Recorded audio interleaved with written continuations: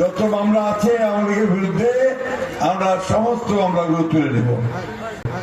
মনে আছে এই 5ই আগস্ট যখন আমরা মুক্ত হলাম, তখন আমাদের ম্যাডাম মানে খালেদা জিয়া তিনি একটা বিবৃতি দিয়েছিলেন, স্টেটমেন্ট দিয়েছিলেন, কথা বলছিলেন।